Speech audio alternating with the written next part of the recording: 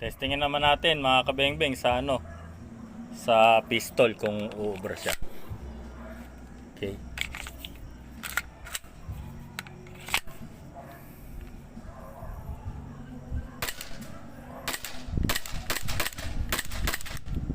So pwede siya mga kabengbeng. Ubra siya sa mga pistol. Kaya lang may modification talaga na gagawin kasi malaki yung butas dito. Pero uubra. Walang problema.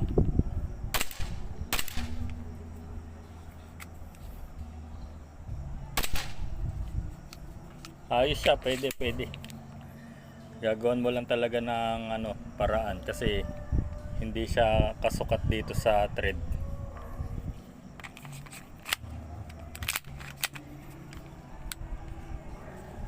Pwede siya.